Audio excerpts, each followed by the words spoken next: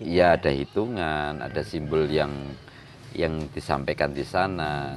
Simbol itu tidak sekedar hanya tetapi ternyata banyak tafsiran, dan tafsiran itu bisa kaya ketika kita tidak menafsir sendiri. Gitu. Kira-kira begitu. Dan kadang-kadang multi tafsir. Iya, harus begitu. Semakin multi tafsir, semakin kaya kita akan ilmu yang kita dapatkan.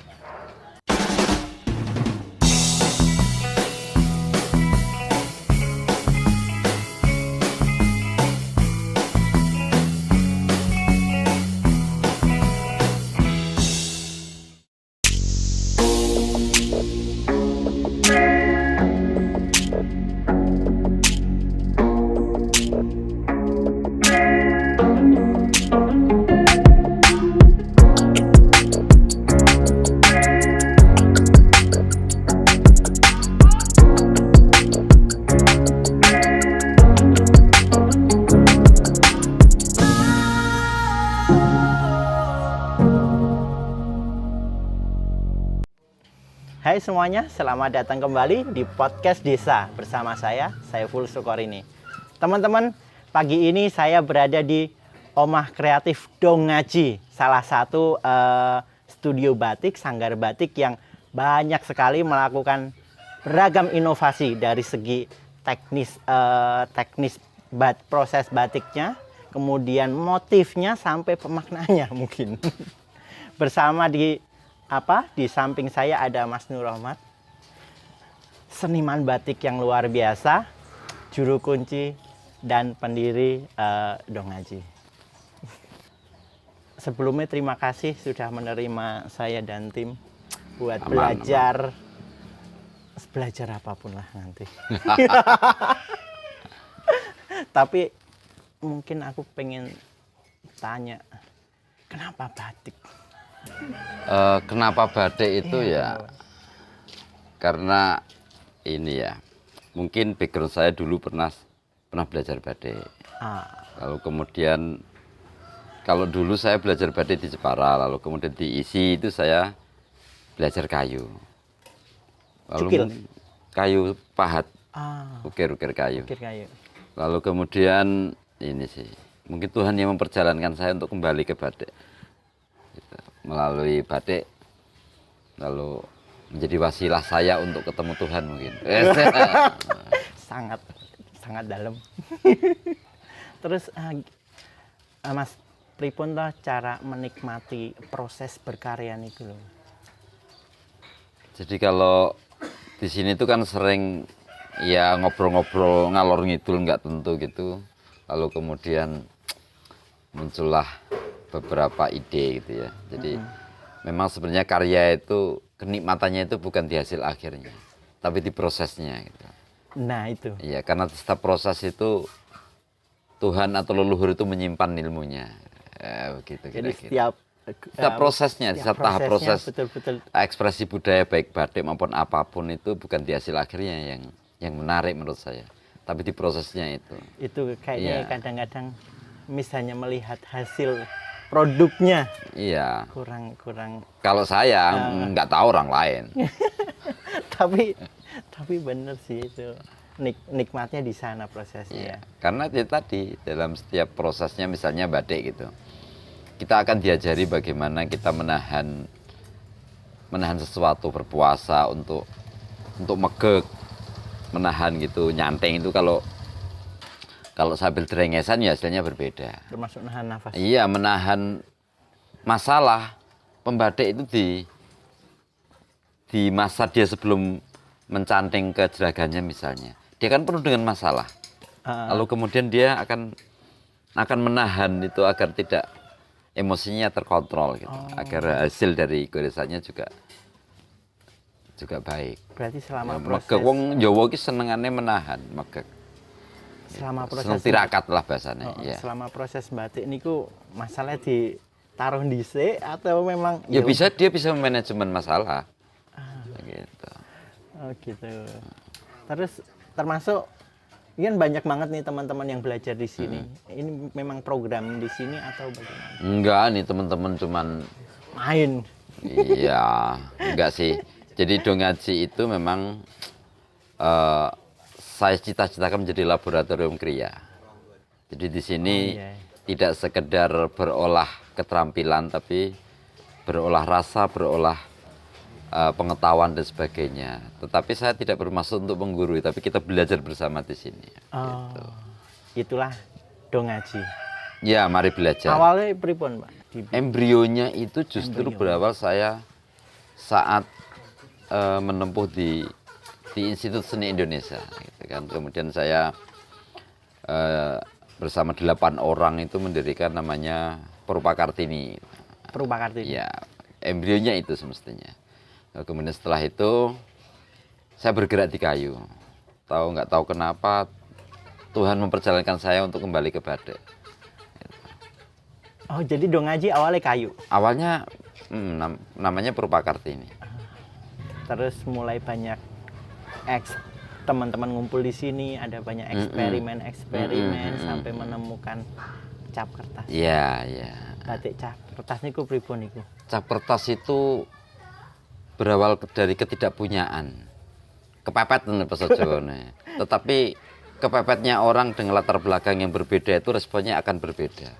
Mungkin kebetulan background saya mengolah kreativitas saya melalui batik, melalui di Semik, Sekolah Menengah Industri Kerajinan, lalu kemudian diisi mungkin itu menjadi respon yang berbeda ketika saya menemukan, ketika saya dipepet itu yang keluar berbeda dengan Masih misalnya saat kepepet itu yang keluar pasti berbeda, tidak sama dengan saya, ya kan? Iya, iya. Nah, gitu, dan kira-kira. Itu pengaruhnya mungkin lingkungannya ono opo. Iya, begitulah kira-kira. Kemudian menemukan itu. Ya. Di dalam prosesnya itu lalu kemudian kita belajar, oh ternyata limbah kertas kemasan itu mudah didapat di sekitar kita. Lalu pencitraannya kita ikut menyumbang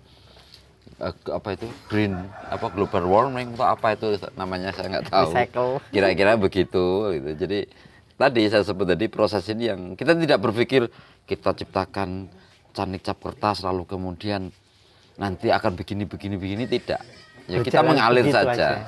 Nah, setelah kita mengalir, setiap tahapnya itu kita dikasih tahu. Oh, ke sini. Oh, ini terhubung begini dengan loh. ini. Ternyata di prosesnya kamu harus begini sampai eksplorasi kertasnya, eksplorasi tekniknya kan di situ. Kita terus belajar. Dari bungkus rokok, kartu remi. Gitu. Macam-macam ya. Iya. Sampai dan nggak berhenti di situ ya eksperimennya sampai bikin shadow batik. Aku nonton waktu itu festival. Jadi festival kebudayaan kemarin. Kata teman-teman sih ini, Dongaji itu membuat 2 lompatan itu. Iya. Lompatannya di cap kertas dan shadow batik. Katanya loh ya, aku ya cuma mendengarkan saja. Karena aku sih ngomong dewe kan sombong darani ngono.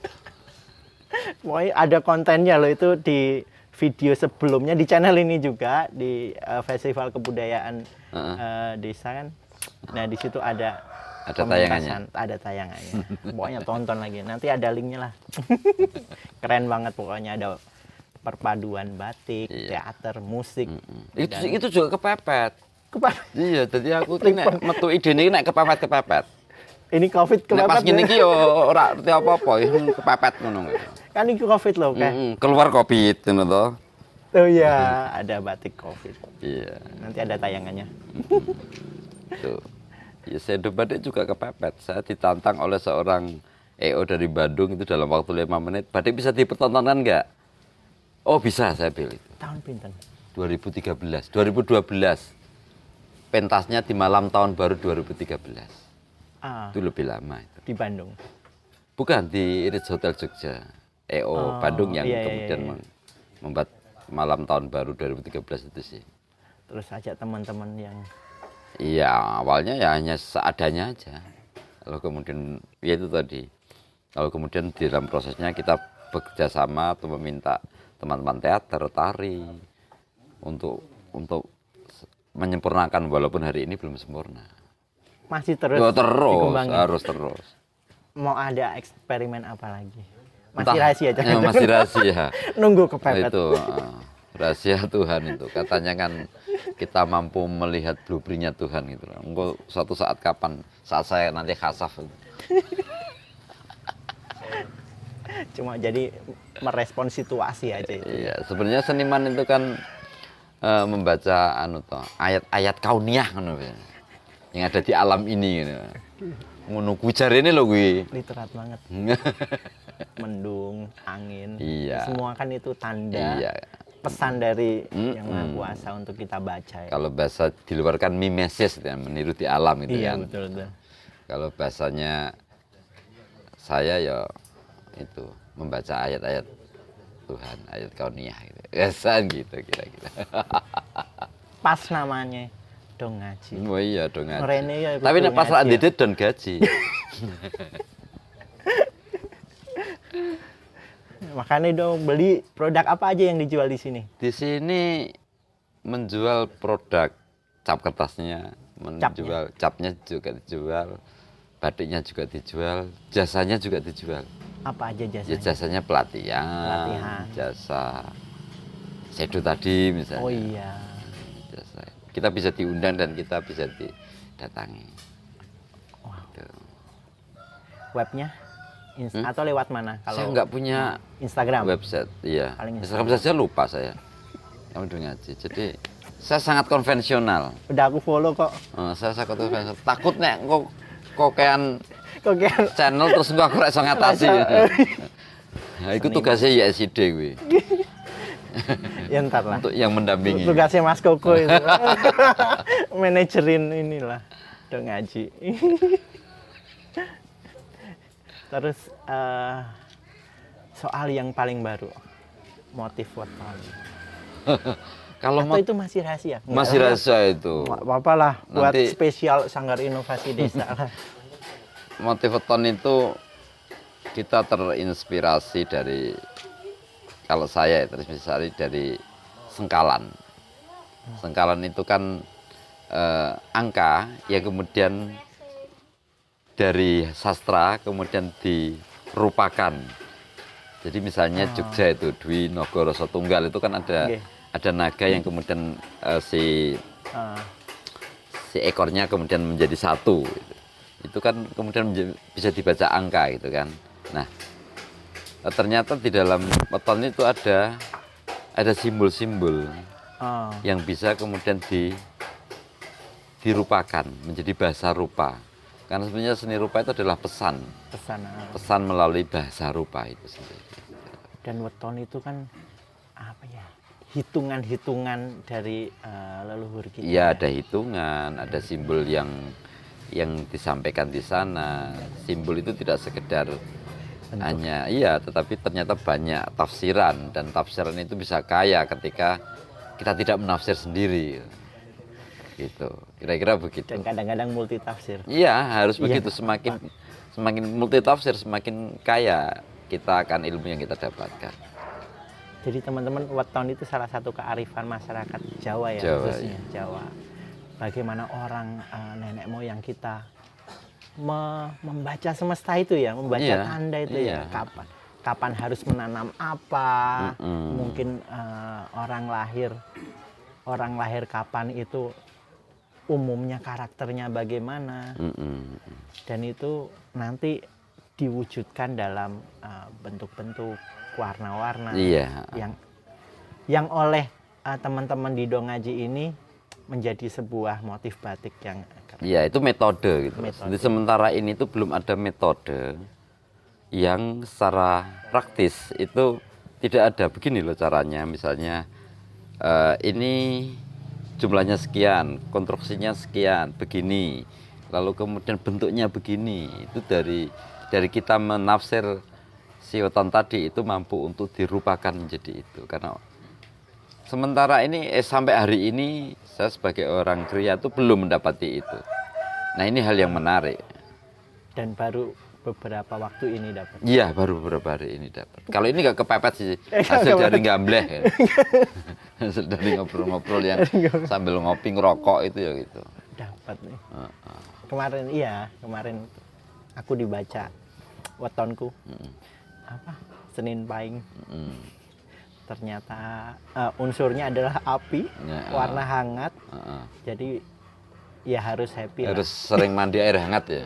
Bisa jadi begitu. Tapi bener loh kalau di rumah itu pasti mandi air hangat. Nah, gitu. Jadi Apalagi ini atus wengi. sesuatu yang menarik kan. Kalau yang weton itu menarik. Sangat sangat asik. Ada lidah api, jambu, simbol-simbolnya keren ya. Mungkin deh nanti ngobrol sama Salim. Bisa itu. Nah, Sesi berikutnya lebih dalam. lebih Gitu. dalam Kalau soal. saya kan cuman kulit luar.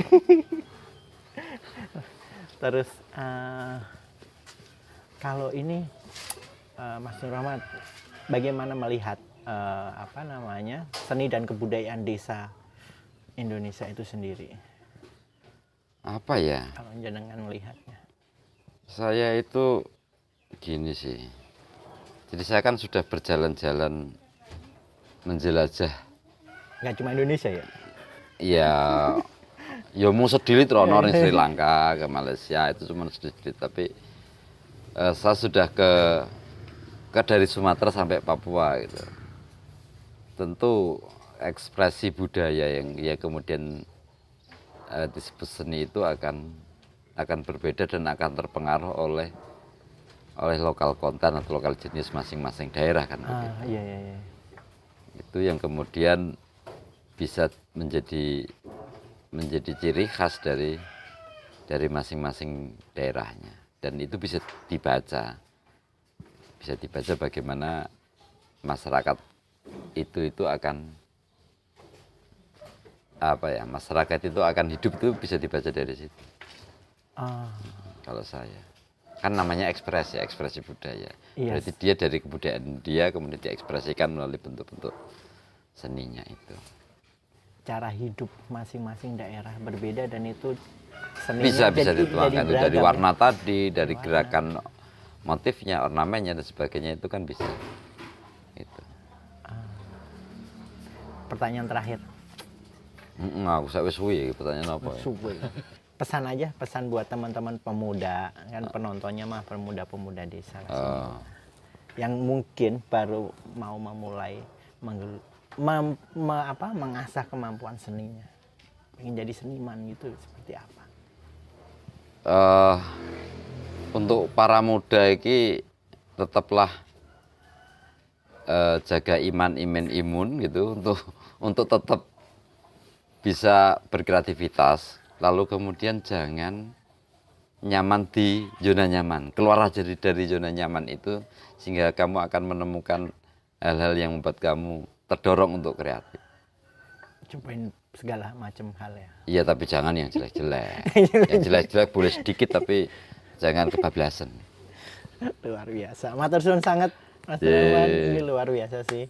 Pokoknya kalau pengen belajar lebih lanjut soal batik, soal batik cap kertas, soal shadow puppet, soal motif weton, soal apapun itu, mau nggak soal itu juga nggak apa-apa, ngobrol-ngobrol di sini aja di Dongaji, di Desa Pangungharjo, Sewon, Bantul. Matur suwun, terima kasih, sampai bertemu di podcast desa berikutnya. Bye bye.